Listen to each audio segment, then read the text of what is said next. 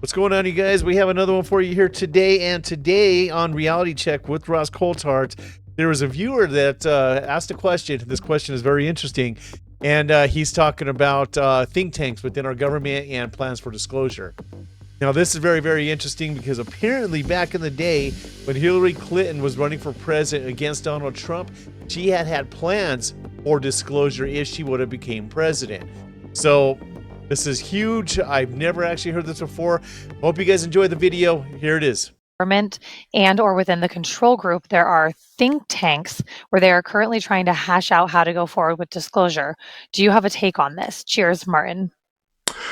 You're talking in the present tense. There certainly was a control group. There was a working party that a whole group of people were part of about 20 years ago.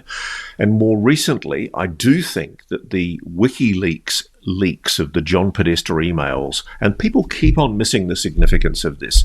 The Podesta emails, Podesta was a former Obama staffer. He was working as a senior advisor to Hillary Clinton.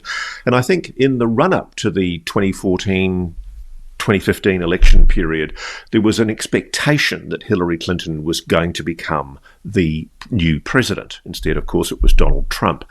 And I think a lot of people in the defense, military, intelligence establishment made the call, quite rightly, that if Clinton came into power, she was going to mandate UAP disclosure. She'd made no secret of the fact that she was going to get to the truth because President Clinton had himself been frustrated when he tried to get to the truth as president himself.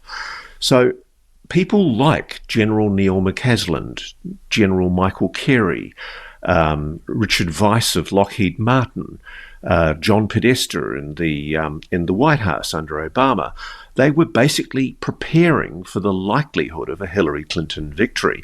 And there was a disclosure planned. And I think to the Stars Academy, Lue Elizondo, Tom DeLonge, Jim Semivan, all of these people who came forward from the dark world, they were part of a plan to essentially have a public face of disclosure. And to some extent, I guess that was an attempt, an understandable attempt by the military and the intelligence community to try and control the narrative. And look, it failed because the simple fact is Donald Trump came into power, and I think then the military and the intelligence community reflexively decided that they didn't trust Trump to be a disclosure president, probably because they know they can't control him. What's happened since? I'm not persuaded that there is a control group actively pushing for disclosure. There is a control group, have no doubt about that. I've recently procured more names of some of the principals. But what's going on, I think, is that there's been a determined effort to put all of this back into the box. There were flirtations, I think, with the idea that under Trump might be able to be controlled, but he's shown himself capable of standing up to the national security establishment. And he's made some fairly impetuous decisions at times to release information that I know has angered people in defense intelligence, sometimes releasing, for example, satellite imagery that was sensitive, that the public possibly shouldn't have known about because it revealed too much about US capabilities. The excuse that these gatekeepers, this control group, are using to not reveal this to you is that they think that revealing even the fact of the existence of a non-human intelligence engaging with this planet would be a slippery slope, that essentially it would lead to the requirement to disclose everything, all of the secrets. And I think that's poppycock. It's rubbish. It's just an excuse by these people who are frightened of having to admit their criminality and the illegality of what they've been doing for the last 60, 70 years. There are things that quite properly should remain national secrets, I believe. Secrets about propulsion systems and energy systems, and most importantly, weapons systems. But I think the US is deluding itself if it thinks that it only has this technology. I think the Chinese are demonstrating that they have this technology. And I think the days when the US had the dominance in this technology are well and truly over. And the concern that I have is that President Trump is not being told the whole truth by his national security establishment, that there have been breakthroughs in the black with technologies involving anti-gravitics, propulsion systems, and energy systems that are not being disclosed to the president to the extent that we now know the Chinese, particularly the Chinese, have made advances that are possibly better than us. Is the US Air Force telling the president the full story? I don't think it is.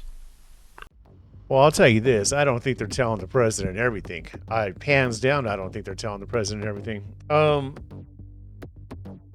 As far as disclosure is concerned, I think it's quite interesting that disclosure was coming.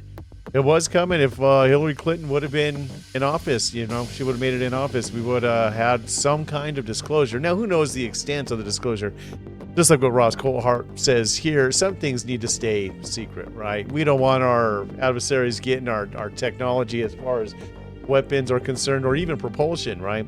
So yeah, some things do need to be secret, and national security is number one, right?